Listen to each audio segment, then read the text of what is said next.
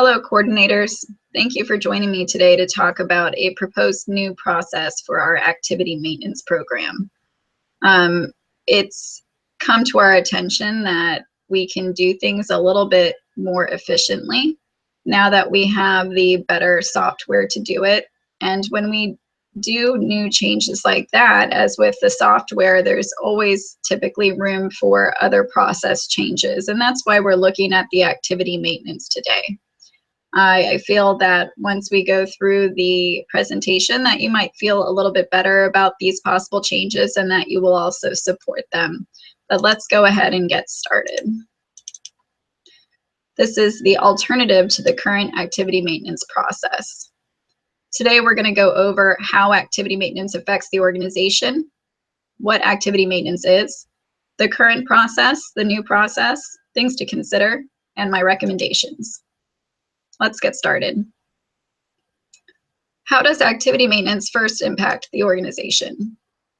The first impact that came to mind for me is that it's going to provide the information that the staff will see. You know how hard it could be if someone's standing in front of you and they want to reserve a room or they want to sign up for a resident card and they can't. This is going to provide all of the information in the system that the clerk will see about passes, programs, activities, and events. We're also going to use activity maintenance to provide the information for WebTrack. That's our online processing system, as I know you guys already know, but you may not have known that that is actually a separate process. Once we do an update in RecTrack, it does not automatically always go to WebTrack. And last but not least, the impact on the organization that RecTrack has in activity maintenance is to track and record all of the attendance and the income there. That's obviously a very big part of why we have the software system, and without the right process of how we put the information in, we can't be so sure that the system is actually tracking or recording things properly. So let's dive a little bit deeper and see what activity maintenance is. One part of activity maintenance that you may or may not know about is that you have to also reserve the programs. When there's yoga in a room and you want to put Tai Chi in there, they will conflict. You have to make sure that the time is set up correctly so that doesn't happen. This is another way to see what's available that day as far as rentals in the building and just a general overview of what's happening where in the building. And this is for all of the facilities on different grid views. Activity maintenance, a process, is ensuring that the information in-house matches what's online in that WebTrack, that online registration system. We want to make sure that if somebody's looking on their phone or if they're at home, that they're going to come in and they're going to see the same information when they talk to us. And mainly, it is the start to finish process of updating the components of the RecTrack program codes. These are those long digit numbers that we've just changed to letters in the beginning, going by CC, HAC, etc. Those are really the bread and butter here, because inside that activity code will be all of the fees, all of the rules, all the components. And that's what we're going to dive into a little bit now, is the tabs. There is a core tab, a fee tab, a rule tab, and a comment tab for every activity code in the system. Starting with the fee tab, the core tab, for just a brief explanation, those will have all the days, dates, and times and the status of the activity, as well as other important features. The fees tab will have the member and the non-member fees, as well as a standard cancellation fee that runs across the board now at activity level. There's a rule tab that will have cutoff dates. It will have age requirements, pass requirements, waiver requirements. Very important to make sure that we're not having people that are too young enroll in programs. And also the comments tab. This has information that will print out on the receipt that the customer has in hand when they leave, as well as what information will show on WebTrack. Again, this is important to make sure that everything is matching what the customer sees online and then what they're hearing in person. So let's get back to the bulk of this presentation, is what is the best way, what is the most efficient way to complete activity maintenance. Let's first take a look at the current process for activity maintenance. looking at strengths and weaknesses, and starting with the weaknesses. One person is currently in charge of the updating and verifying. This is problematic in its own, and you guys know why. Leslie calls you back and forth trying to get the information. It can take quite a while for something that should be pretty quick. In this case as well, with the current process, because one person's doing all the updating, the PPFs need to be received well in advance. Another weakness is that the technician doesn't have the firsthand information that people at the actual facility would have, and also that the facility is unable to fix immediate issues. Current strengths, which is that it is time spared for the facility coordinators or their delegates, and that right now the PPFs are common ground, so both the coordinators and the technicians should know the same information by looking at them, but as we already discovered, that does not always happen. So now let's take a look at the new proposed process, and starting with those weaknesses.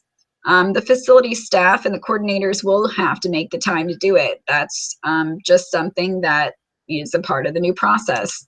And of course, we'll be prone to errors in the beginning, just like any of us when we're learning a new thing. There might be problems that we have to address, and we'll get through those. Some of the strengths is that the facilities will no longer have to wait for simple corrections to be done, especially when a customer is standing in front of you. The coordinators will have more time to get those PPFs in before the quarterly magazine.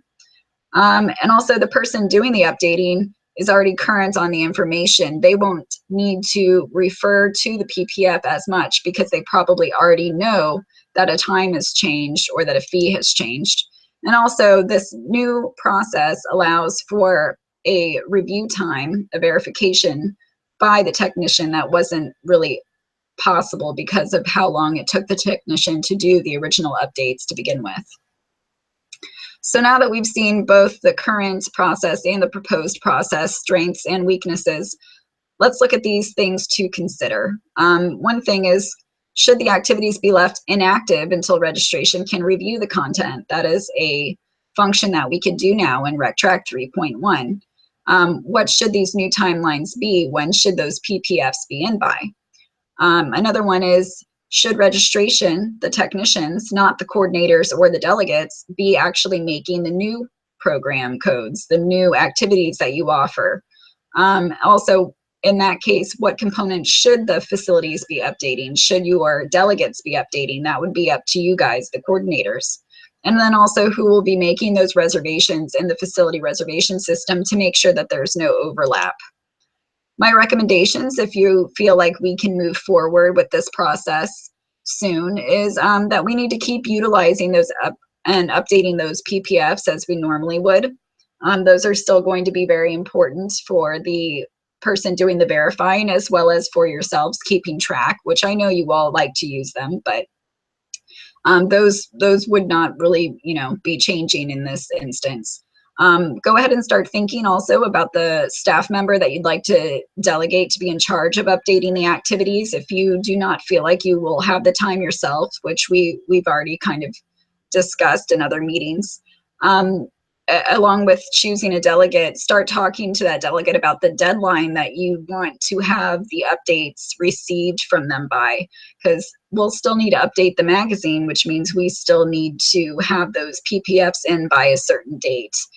We could hammer out that specific date soon. It will not be as short of a time as now, but it will still have to have a deadline to make sure we get everything in on time.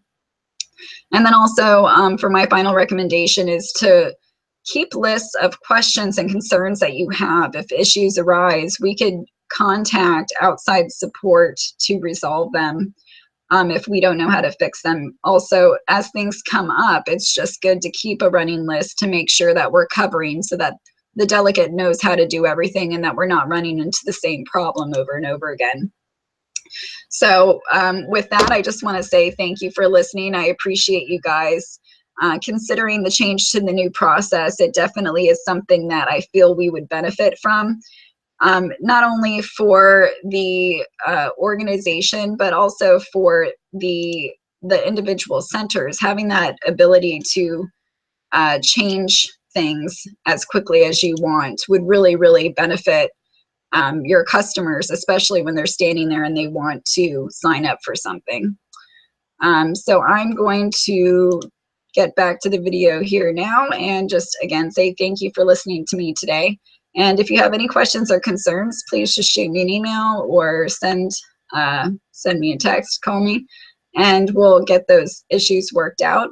And just let me know how you feel about it. Let Terry know we're interested in getting training set up, and I've prepared you know, some information for you to get us all started. So just let us know if you have any questions or concerns about the process, and hopefully we could all soon be on board to make the change happen. Thanks and have a great day.